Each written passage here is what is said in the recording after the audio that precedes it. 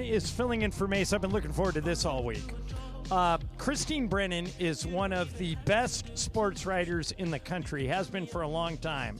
And she has a new book out about Caitlin Clark. It's available for pre-order now, and it's called On Her Game. And Christine joins us now. Christine, thank you for doing this. How are you?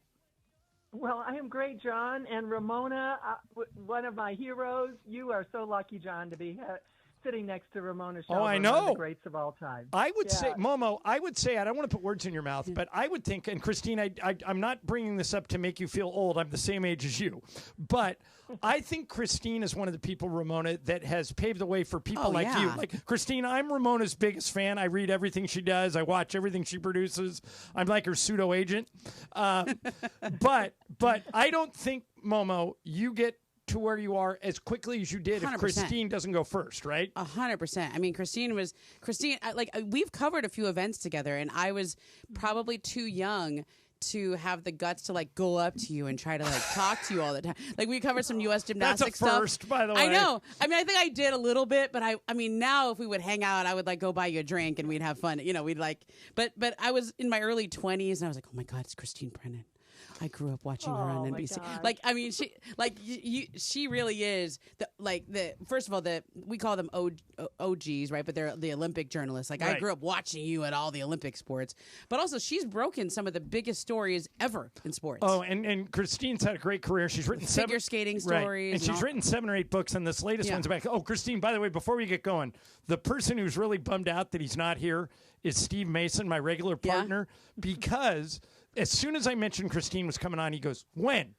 I said, she's coming on next Thursday. He goes, I'm going to be in Costa Rica. Christine is from Toledo. Oh, wow. Mason is from Toledo. Christine, were you born there? What? Were you born in? Yes, born and raised. Do you know what high school he went to? I went to Ottawa Hills High School. He's from Maumee, which is a suburb, and he went to Maumee High School. Yeah. So, but I know it. Oh, sure. Wow. Okay, so let's get into your Caitlin Clark book here. I'm psyched for this. Yeah. We have. And so am I. We talk about. Well, go ahead, Christine. I'm sorry.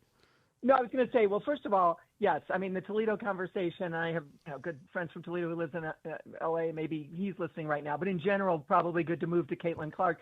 But but yes, I'd love to be back on.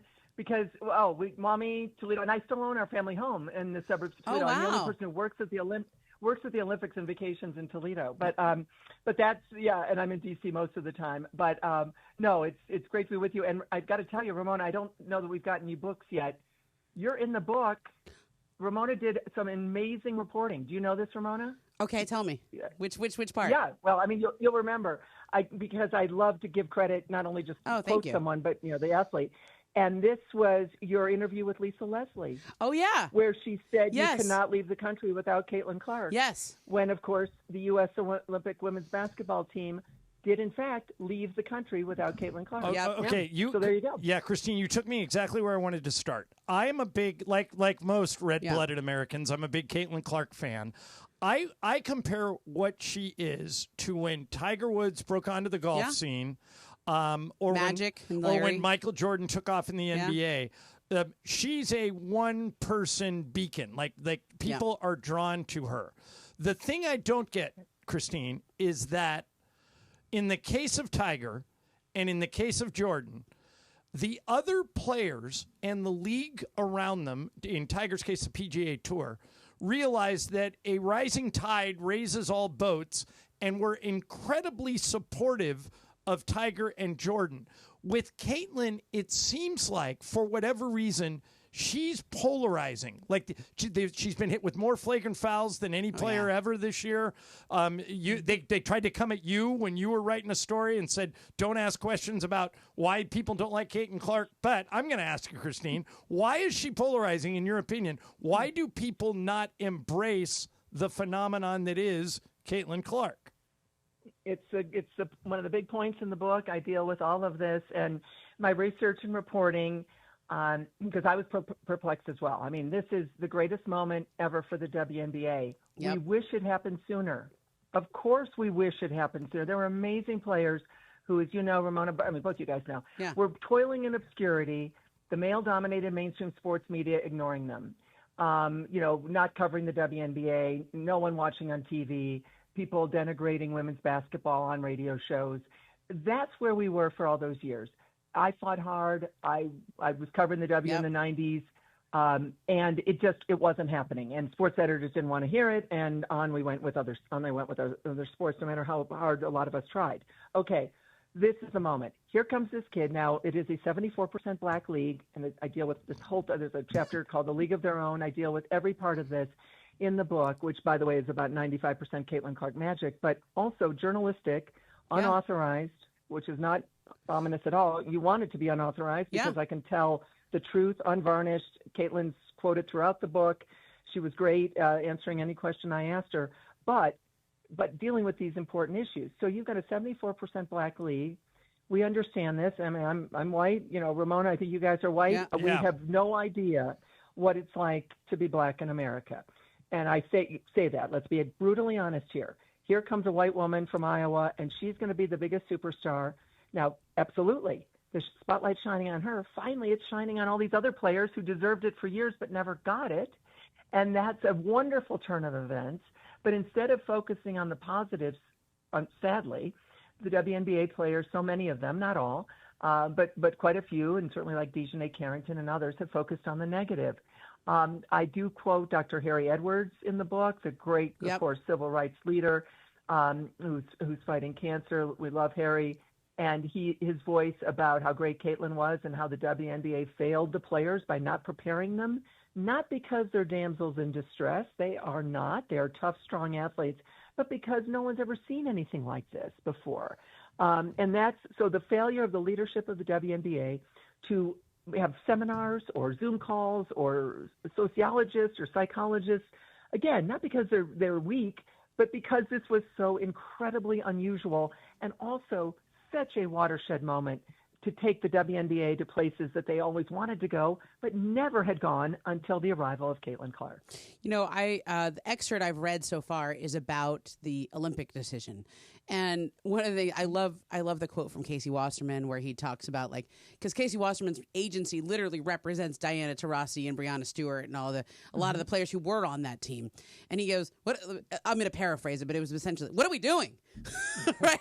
What the hell are we doing? It's a missed opportunity. Yeah. And the only question I had about her not being on the Olympic team was simply, was she tired? Did she not want to do it? Mm-hmm. And in reading your story, clearly that wasn't the answer. They just didn't want her in the team. And it brought me back to some of the questions about the selection process that we've seen other times. Candace Parker wasn't on the team one year, and that was a travesty. Nneka Ogwumike, I've covered some of these in depth. And it kind of comes back around to that UConn bias in a lot of cases. And I wonder how much of it is some of that.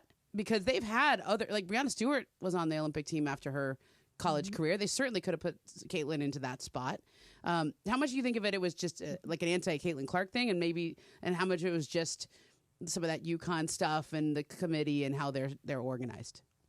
Well, the committee certainly made a decision that they did not want Caitlin Clark anywhere near the women's basketball team, which would then go around the world, go to Paris, barnstorming. Girls around the around the world would see this team because they'd watch for Caitlin Clark, but then they'd see all the other great players, Asia Wilson, and she would have been a one-person dream team, and instead they left her home. And of course her stats, we went back and forth. Wilbon, my college classmate, and I went back and forth on this. He was like, well, you just don't put her on the team because of bringing eyeballs. Okay. So let's look at the stats. Her stats were better than Diana Taurasi on the day that I was able actually to break the news when someone read me the list.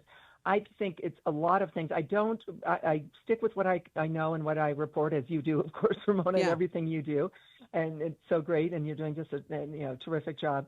But bottom line is, so I don't have the UConn bias, but what I do have is that, Gino goes on with Dan Patrick and has the worst sports prediction ever. Caitlin Clark doesn't have the physicality for the league. She's not going to be in the top 3 or 4 of the MVP voting. If people haven't, just Google it. It is truly breathtaking how wrong Gino was on everything. The next day was when the Olympic decision that I was able to break.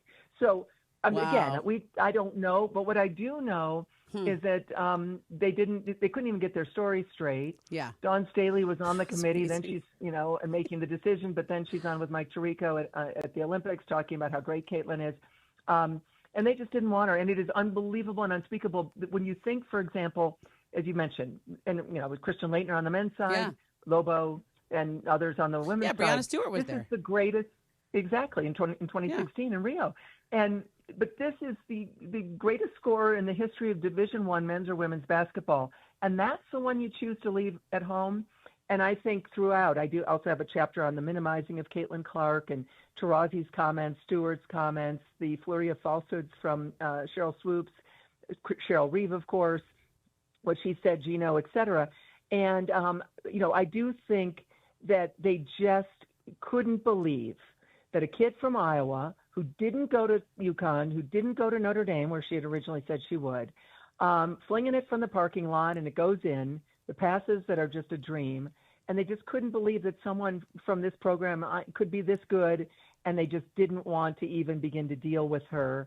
And truly, as you know, I've covered the Olympics since the previous LA Games, '84, and I've covered a lot of Olympic team decisions and individual decisions, putting people on the Olympic teams. It's the worst I've ever seen by far, and it looks worse every single day from that moment to right now. We're talking to Christine Brennan, who has written a book on Caitlin Clark, On Her Game. It'll be available next month. You can pre-order it now anywhere you get your books. And I wanted to mention this, Christine. You are going to be at a book signing.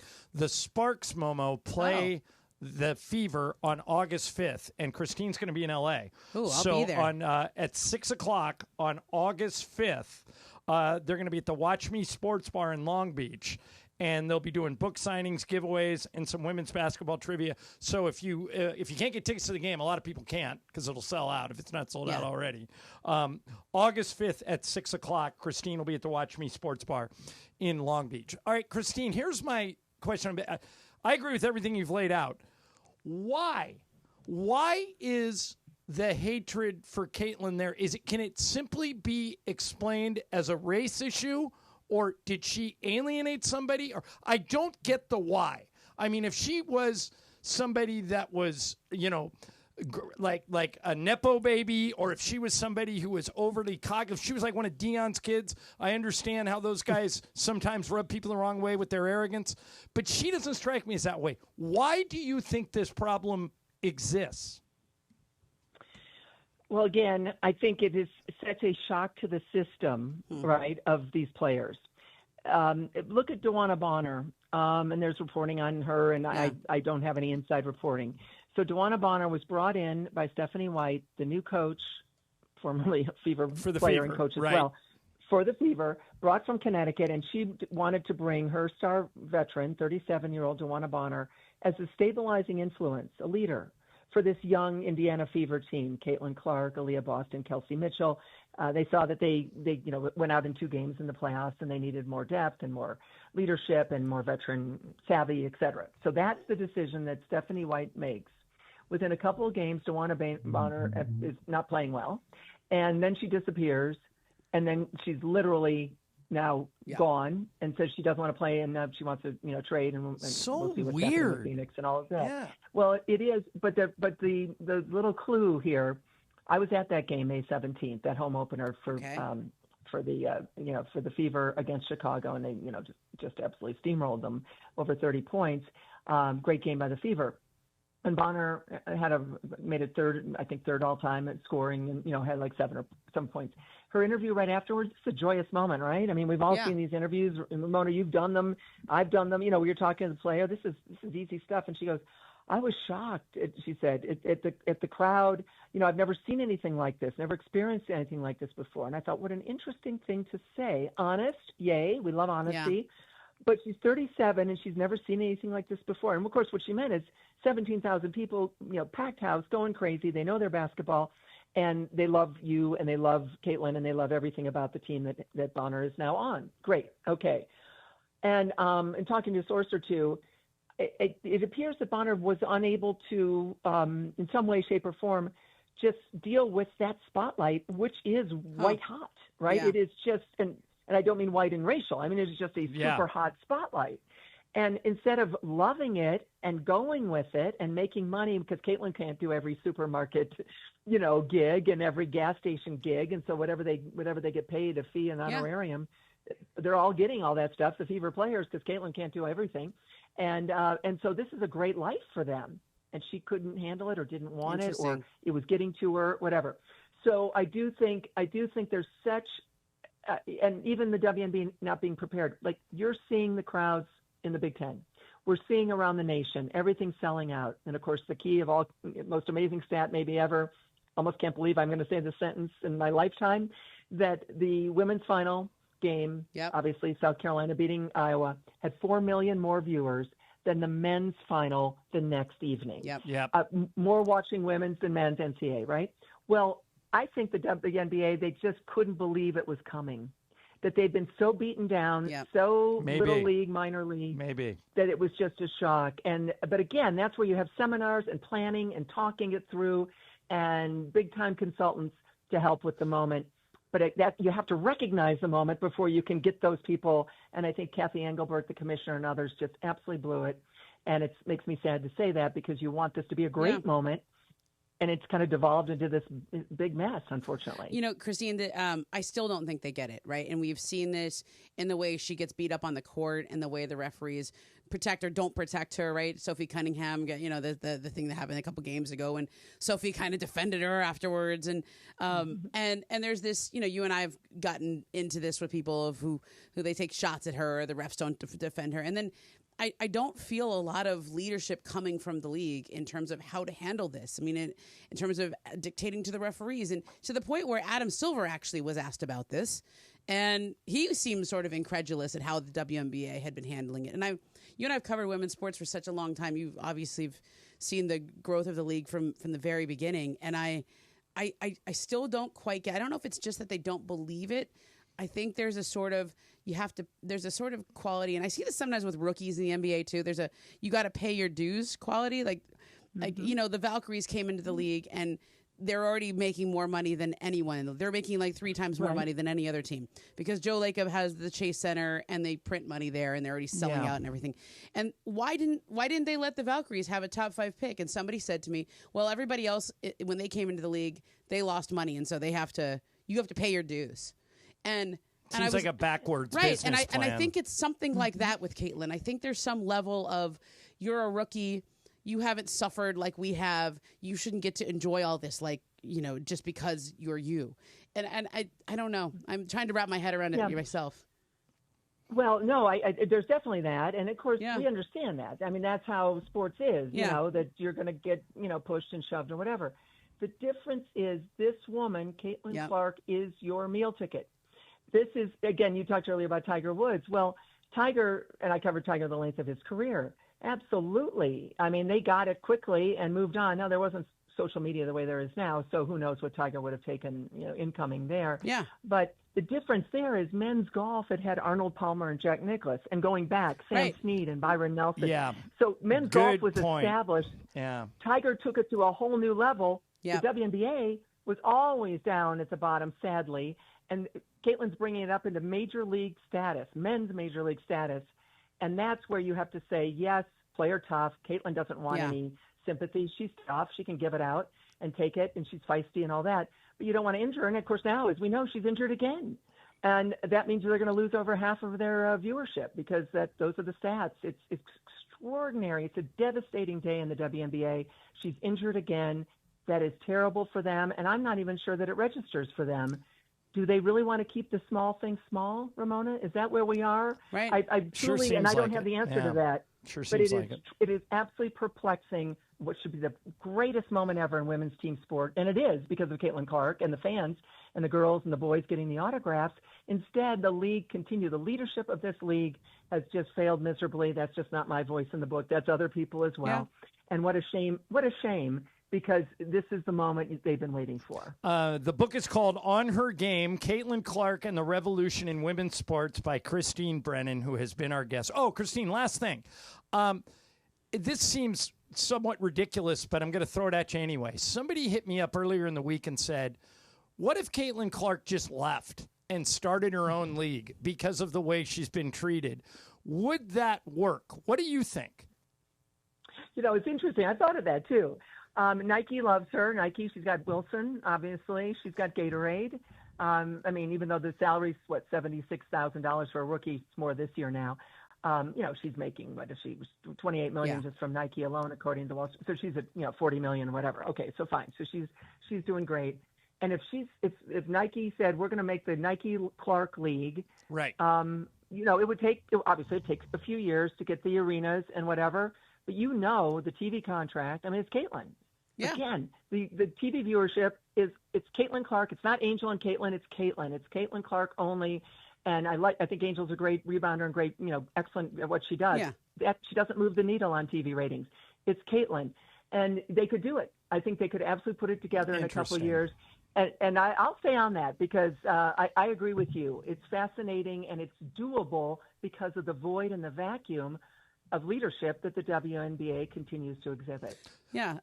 Christine, what I would say is this reminds me the most of Magic and Larry, right? When Larry first came into the league and there was this sort of, we saw this in winning time, right? Lightning in a bottle. Yeah. And I think that they got to figure this out soon. I think Adam Silver's getting more involved. That's my takeaway. And Christine, I think you're going to start the conversation all over again with this book. I can't wait to read it. Again, On Her Game, Caitlyn Clark and the Revolution in Women's Sports by Christine Brennan. Hit shelves July 8th. You can order it now on pre-order.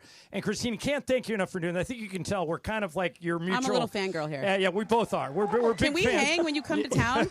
Can I'm going to slide into your DMs and let's go hang out when you come to town. I would love to. Let's do that. Okay. And we'll bring Steve and we'll talk about the Toledo. There you go. Yes. Okay. Good. There you go. Christine, continued success. Thanks for doing this. Oh, my pleasure. Thanks to both of you. Have a great rest of your day, and hopefully we'll see you in August when I'm out there. All right, sounds good. That's Christine Brennan, who has written the case. Oh, my God, that was such a Mason thing that I just did. Like, when you have somebody on air and they can't say no?